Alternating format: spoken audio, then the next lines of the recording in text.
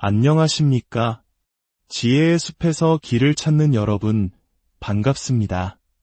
오늘 우리는 인간 존재의 가장 근본적인 질문, 바로 옳고 그름의 문제에 대해 깊이 탐색해보고자 합니다. 오늘의 이야기가 여러분의 마음에 깊은 울림을 준다면 이 지혜를 주변 분들과도 나눠주시길 바랍니다. 하나님의 은혜가 담긴 이 메시지를 전하는 것은 우리 모두에게 주어진 귀한 사명일지도 모릅니다. 여러분의 구독과 공유가 더 많은 영혼에게 빛을 전하는 통로가 될 것입니다. 주님의 이름으로 여러분 모두를 축복합니다. 자, 이제 시작하겠습니다. 우리는 살면서 다른 사람과 다투는 소리를 심심치 않게 듣습니다. 때로는 우스꽝스럽게 들리기도 하고, 때로는 그저 불쾌하게 느껴지기도 하죠. 하지만 그 다툼의 내용에 귀를 기울여 보면 우리는 아주 중요한 무언가를 배울 수 있습니다. 사람들은 다툴 때 이런 말들을 합니다. 누가 당신한테 똑같이 그렇게 하면 기분 좋겠어요. 여긴 제 자리예요. 제가 먼저 와 있었잖아요. 그 사람 그냥 둬요. 당신한테 아무 해코지도 안 했잖아요. 왜 새치기를 하는 거죠? 오렌지 한 조각만 줘. 나도 지난번에 내 건 나눠줬잖아. 이러기 없기야. 약속했잖아. 이런 말들은 학식 있는 사람이든 아니든 어른이든 아이든 누구나 매일같이 하는 말들입니다. 제가 여기서 흥미롭게 생각하는 지점은 이런 말을 하는 사람이 단순히 상대방의 행동이 내 마음에 들지 않는다고 불평하는 것이 아니라는 점입니다. 그는 상대방 역시 이미 알고 있을 것이라고 기대하는 어떤 행동의 기준에 호소하고 있는 것입니다. 그리고 놀랍게도 상대방은 당신이 말하는 기준 따위는 관심 없어 라고 대답하는 경우가 거의 없습니다. 대신 자신의 행동이 그 기준에 어긋나지 않는다고 주장하거나 만약 어긋났더라도 이번 경우에는 그럴 만한 특별한 이유가 있었다고 변명하려 했습니다. 예를 들어 먼저 맡은 자리를 지키지 못하게 할 만한 특별한 사정이 있었다고 둘러대거나 오렌지를 얻어먹었을 때와는 상황이 완전히 달랐다고 주장합니다. 또는 약속을 어길 수밖에 없는 다른 무언가가 생겼다고 말하죠. 이것은 마치 다투는 양측 모두가 마음속에 어떤 종류의 법, 즉 공정한 규칙이나 올바른 행동, 혹은 우리가 도덕이라고 부르는 것에 대해 이미 동의하고 있다는 사실을 보여줍니다. 만약 그런 공통된 기준이 없다면 그들은 동물처럼 그저 싸울 수는 있겠지만 인간적인 의미의 다툼은 할 수 없을 것입니다. 다툰다는 것은 상대방이 틀렸다는 것을 보여주려는 시도입니다. 만약 두 사람 모두 무엇이 옳고 그른지에 대한 합의가 없다면 이런 시도는 아무런 의미가 없겠죠. 마치 축구 규칙에 대한 동의가 없다면 어떤 선수가 반칙을 했다고 말하는 것이 무의미한 것과 같습니다. 이 옳고 그름에 관한 법칙은 과거에는 자연법이라고 불렸습니다. 물론 오늘날 우리가 자연법칙이라고 말할 때는 보통 중력의 법칙이나 화학의 법칙 같은 것을 의미합니다. 하지만 옛 사상가들이 옳고 그름의 법칙을 자연법이라고 불렀을 때 그들은 인간 본성의 법을 의미했습니다. 모든 물체는 중력의 법칙을 따르고 모든 유기체는 생물학적 법칙을 따르듯이 인간이라는 존재 역시 자신만의 법을 가지고 있다는 생각이었습니다. 다만 여기에는 한 가지 거대한 차이점이 있습니다. 물체는 중력의 법칙에 순종할지 말지 선택할 수 없지만 인간은 인간 본성의 법에 순종할 수도 불순종할 수도 있다는 것입니다. 우리 각자는 매 순간 여러 다른 종류의 법칙 아래에 놓여 있습니다. 하지만 우리가 자유롭게 어길 수 있는 법칙은 단 하나뿐입니다. 우리는 몸을 가진 존재로서 중력의 법칙을 거스를 수 없습니다. 허공에 몸을 던지면 돌멩이처럼 떨어질 수밖에 없죠. 유기체로서 우리는 동물이 생물학적 법칙을 거역할 수 없는 것처럼 우리 역시 그 법칙들을 거역할 수 없습니다. 하지만 동물이나 식물, 무기물과 공유하지 않는 오직 인간의 본성에만 고유한 법칙, 바로 그 법칙은 우리가 원한다면 어길 수 있습니다. 이 법이 자연법이라 불렸던 이유는 사람들이 이 법을 누군가에게 배울 필요 없이 태어날 때부터, 즉 본성적으로 알고 있다고 생각했기 때문입니다. 물론 생맹이거나 음감이 없는 사람이 드물게 있듯이 이 법을 모르는 특이한 사람이 있을 수는 있습니다. 하지만 인류 전체를 놓고 보았을 때 인간다운 행동에 대한 생각은 누구에게나 명백하다고 그들은 믿었고, 저 또한 그들이 옳았다고 생각합니다. 어떤 사람들은 문명이나 시대에 따라 도덕이 달랐기 때문에 모든 인간에게 알려진 자연법이나 올바른 행동의 개념이라는 것은 근거가 없다고 말합니다. 하지만 이것은 사실이 아닙니다. 물론 도덕적 기준의 차이는 있었지만 그 차이가 결코 완전한 차이에 이르지는 않았습니다. 고대 이집트, 바빌로니아, 힌두, 중국, 그리스, 로마의 도덕적 가르침을 비교해 본다면 그것들이 서로 얼마나 유사하며 또한 오늘날 우리의 도덕과도 얼마나 비슷한지에 놀라게 될 것입니다.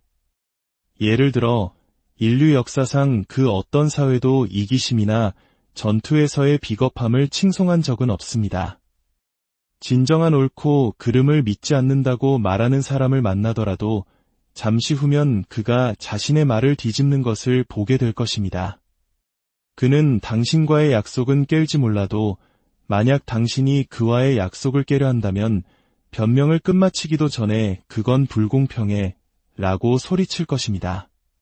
진실은 우리 모두가 올바름이라는 가치를 너무나 깊이 믿고 있기에 스스로 그것을 어기고 있다는 사실을 마주하기를 견디지 못한다는 것입니다. 그래서 우리는 그 책임을 다른 곳으로 떠넘기려고 애씁니다. 우리는 오직 우리의 나쁜 행동에 대해서만 온갖 변명을 늘어놓습니다. 우리가 신경질을 부리는 것은 피곤하거나 걱정이 많거나 배가 고프기 때문이라고 탓합니다. 하지만 우리가 친절을 베풀 때는 그것이 바로 나 자신에게서 비롯되었다고 생각하죠. 자, 제가 강조하고 싶었던 두 가지 요점은 이것입니다. 첫째, 전 세계의 모든 인간은 어떤 특정한 방식으로 행동해야만 한다는 기묘한 생각을 가지고 있으며 이 생각에서 결코 벗어날 수 없다는 것입니다. 둘째, 그들은 실제로는 그 방식대로 행동하지 않는다는 것입니다. 그들은 인간 본성의 법, 즉 도덕률을 알면서도 그것을 어깁니다. 이 두 가지 사실이야말로 우리 자신과 우리가 사는 우주에 대한 모든 명확한 사고의 기초가 됩니다. 그렇다면 우리가 도덕률이라고 부르는 인간 본성의 법은 과연 무엇일까요? 어떤 이들은 그것이 단순히 우리의 무리 본능이 아니냐고 묻습니다. 우리에게는 분명 무리 본능이 있습니다. 하지만 제가 말하는 도덕률은 그것과는 다릅니다. 우리는 본능에 의해 움직이는 느낌이 어떤 것인지 잘 압니다. 모성애, 성적 본능, 식욕 같은 것들이죠. 그것은 특정 방식으로 행동하고 싶은 강한 욕구나 갈망을 느끼는 것입니다. 물론 우리는 때로 다른 사람을 돕고 싶은 강한 욕구를 느끼며 이는 분명 무리 본능에서 비롯된 것일 겁니다. 하지만 돕고 싶은 욕구를 느끼는 것과 내가 원하든 원치 않든 도와야만 한다고 느끼는 것은 전혀 다른 차원의 문제입니다. 위험에 처한 사람의 비명소리를 들었다고 상상해 보십시오. 아마 당신 안에서는 두 가지 욕구가 충돌할 것입니다. 하나는 무리 본능에서 비롯된 도움을 주려는 욕구입니다. 다른 하나는 자기 보존 본능에서 비롯된 위험에서 벗어나려는 욕구입니다. 그런데 당신은 이 두 가지 충동 외에 당신 안에서 제3의 무언가가 있음을 발견하게 될 것입니다. 그것은 당신에게 도움을 주려는 충동을 따르고 도망치려는 충동은 억제해야 한다고 말합니다. 두 본능 사이에서 어느 것을 장려해야 할지 판단하고 결정하는 이것은 그 두 본능 중 어느 하나일 수가 없습니다. 그것은 마치 피아노 악보가 특정 순간에 어떤 건반을 누르고 다른 건반은 누르지 말라고 지시하는 것과 같습니다. 악보 자체가 피아노 건반 위의 음표 중 하나일 수는 없는 것과 같죠. 도덕률은 우리가 연주해야 할 곡조를 알려주는 것이고 우리의 본능들은 단지 건반에 불과합니다. 도덕률이 우리의 본능 중 하나가 아니라는 것을 보여주는 또 다른 예가 있습니다. 만약 두 본능이 충돌하고 마음속에 그 두 본지능밖에 없다면 당연히 더 강한 쪽이 이길 것입니다. 하지만 우리가 도덕률을 가장 강하게 의식하는 순간 도덕률은 보통 우리에게 두 충동 중 더 약한 쪽의 편을 들라고 말합니다. 물에 빠진 사람을 돕고 싶은 마음보다 안전하고 싶은 마음이 훨씬 더 클 것입니다. 하지만 도덕률은 그럼에도 불구하고 그를 도우라고 말합니다. 도덕률은 종종 우리에게 옳은 충동이 본래의 힘보다 더 강해지도록 노력하라고 말하지 않습니까? 즉, 우리는 상상력을 일깨우고 연민을 자극하는 등의 방법으로 무리 본능을 자극하여 옳은 일을 할 수 있는 충분한 동력을 얻어내는 것이 우리의 의무라고 느낄 때가 많습니다. 하지만 어떤 본능을 실제보다 더 강하게 만들려고 할 때 우리는 분명 본능에 따라 행동하는 것이 아닙니다.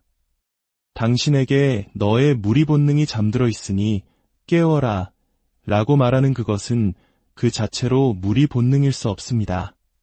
피아노의 어떤 음을 더 크게 쳐야 한다고 알려주는 그것이 그 음 자체일 수는 없는 것과 같습니다.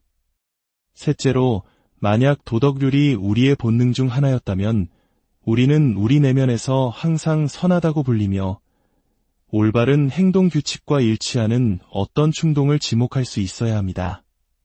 하지만 그럴 수 없습니다. 도덕률이 때로는 억제하라고 말하지 않는 충동은 하나도 없으며 때로는 장려하라고 말하지 않는 충동 또한 하나도 없습니다. 모성애나 애국심 같은 어떤 충동은 선하고 성욕이나 투쟁 본능 같은 다른 충동은 악하다고 생각하는 것은 실수입니다. 우리가 의미하는 바는 투쟁 본능이나 성적 욕망을 억제해야 할 경우가 모성애나 애국심을 억제해야 할 경우보다 더 잦다는 것뿐입니다. 하지만 기혼 남성이 성적 충동을 장려해야 할 의무가 있는 상황도 있고 군인이 투쟁 본능을 장려해야 할 상황도 있습니다. 마찬가지로 어머니가 자기 자식에 대한 사랑이나 한 인간이 자기 나라에 대한 사랑을 억제해야 할 때도 있습니다. 그렇지 않으면 다른 사람의 자녀나 다른 나라에 대한 불공평으로 이어질 수 있기 때문입니다. 엄밀히 말해 선한 본능과 악한 본능 같은 것은 없습니다. 다시 피아노를 생각해 보십시오. 피아노에는 옳은 건반과 틀린 건반, 두 종류의 건반이 있는 것이 아닙니다. 모든 건반은 어떤 때에는 옳고 다른 때에는 틀립니다. 도덕률은 어떤 하나의 본능이나 본능들의 집합이 아닙니다.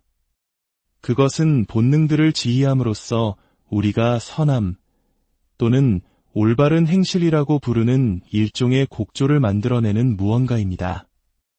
그렇다면 도덕률은 단지 교육을 통해 우리에게 주입된 사회적 관습일까요? 우리는 구구단을 학교에서 배웠습니다. 무인도에서 혼자 자란 아이는 구구단을 모를 것입니다. 하지만 그렇다고 해서 구구단이 단순히 인간이 만들어낸 관습이며 원했다면 다르게 만들 수도 있었던 것이라고 결론 내릴 수는 없습니다. 우리가 올바른 행동의 규칙을 부모, 교사, 친구, 책을 통해 배우는 것은 사실입니다. 하지만 우리가 배우는 것들 중 어떤 것은 도로의 좌측 통행 규칙처럼 다를 수도 있었던 단순한 관습이고 수학과 같은 다른 것들은 실제적인 진리입니다. 문제는 인간 본성의 법이 어느 부류에 속하느냐는 것입니다. 저는 그것이 수학과 같은 부류에 속한다고 생각합니다. 첫째, 시대나 국가 간의 도덕적 관념의 차이가 있기는 하지만 그 차이는 사람들이 상상하는 것만큼 크지 않으며 그 모든 것들을 관통하는 동일한 법칙을 인식할 수 있습니다. 반면 도로 통행 규칙이나 옷차림과 같은 단순한 관습은 얼마든지 다를 수 있습니다. 둘째, 한 민족의 도덕이 다른 민족의 도덕보다 더 낫거나 못하다고 생각하십니까? 어떤 변화가 개선이었던 적이 있습니까? 만약 그렇지 않다면 도덕적 진보는 결코 있을 수 없습니다. 진보란 단지 변하는 것이 아니라 더 나은 쪽으로 변하는 것을 의미합니다. 만약 어떤 도덕적 관념의 집합도 다른 것보다 더 참되거나 낫지 않다면 문명화된 도덕을 야만적인 도덕보다 혹은 기독교적 도덕을 낫지 도덕보다 선호할 이유가 없을 것입니다. 하지만 사실 우리는 모두 어떤 도덕이 다른 도덕보다 낫다고 믿습니다. 어떤 도덕적 관념이 다른 관념보다 더 참될 수 있다면 그것들이 참되다고 판단할 수 있는 기준이 되는 실제 도덕, 즉 진정한 옳음이 존재해야만 합니다. 결론적으로 인간 본성의 법, 즉 도덕률은 우리 스스로 만들어낸 것이 아니라 실제로 존재하는 무언가이며 우리에게 압력을 가하는 실제적인 법이라는 결론에 이르게 됩니다.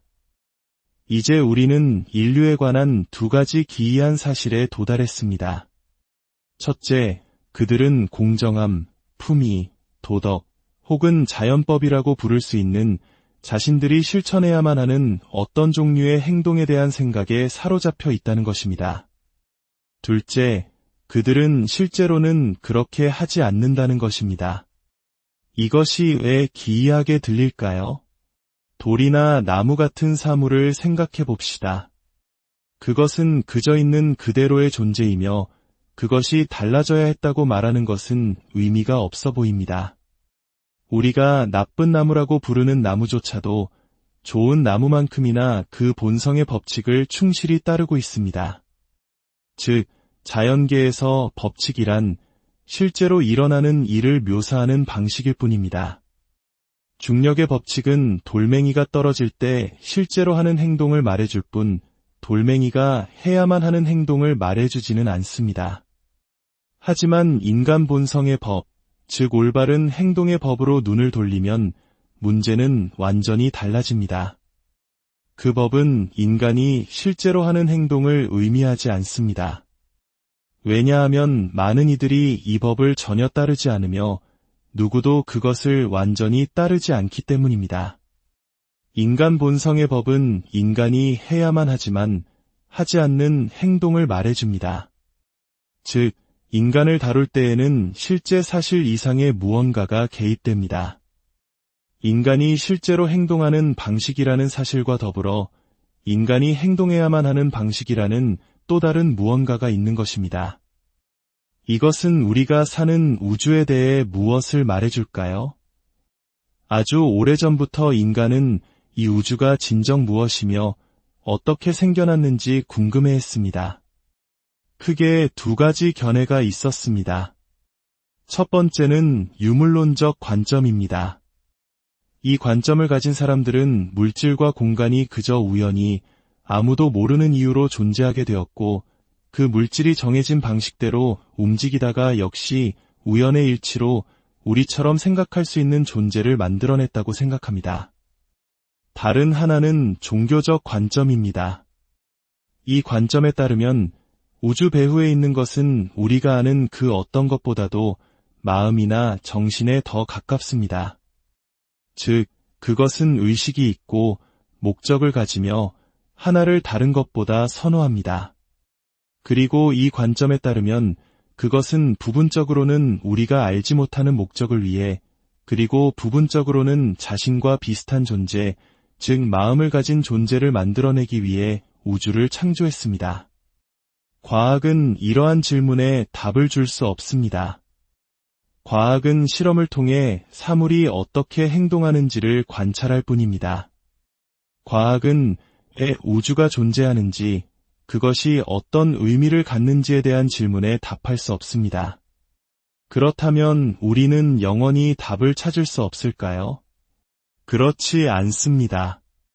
우리에게는 외부 관찰을 통해서는 결코 알 수 없는 우주에서 단 하나의 것에 대한 내부 정보가 있습니다.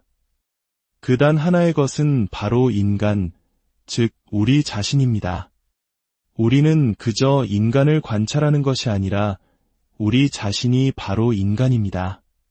그렇기 때문에 우리는 인간이 스스로 만들지 않았고 잊으려 해도 완전히 잊을 수 없으며 따라야만 한다고 알고 있는 도덕법 아래에 있음을 압니다. 만약 우주를 통제하는 힘이 존재한다면 그것은 우주 안에 관찰 가능한 사실 중 하나로 우리에게 나타날 수 없습니다.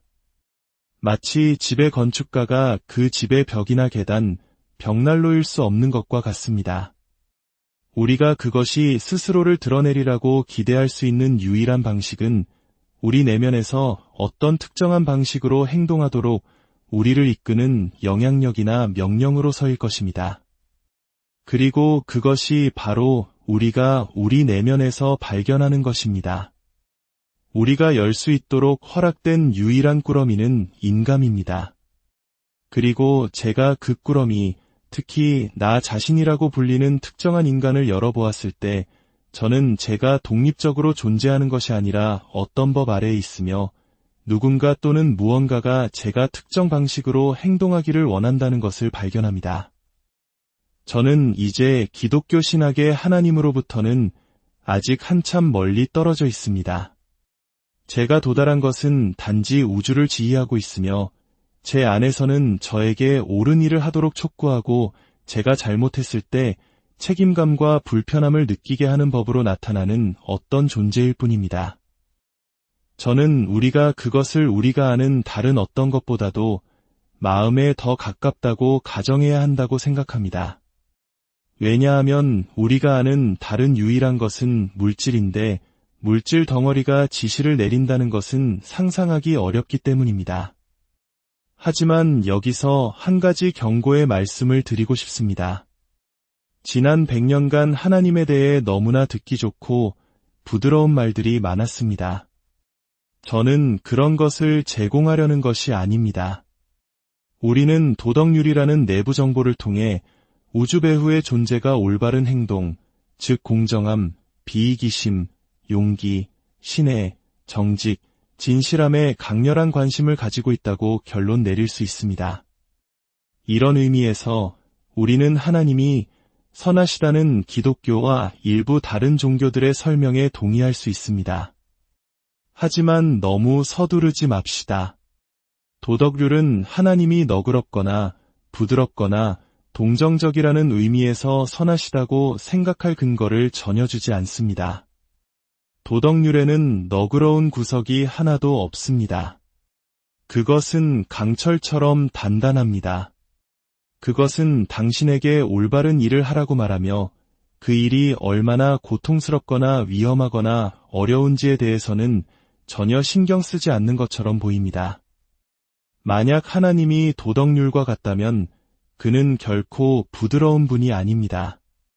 만약 그런 종류의 하나님, 즉 비인격적인 절대적 선이 존재한다면 당신은 그를 좋아하지 않고 그에 대해 신경 쓰지 않을 것이라고 말하는 것은 소용없습니다.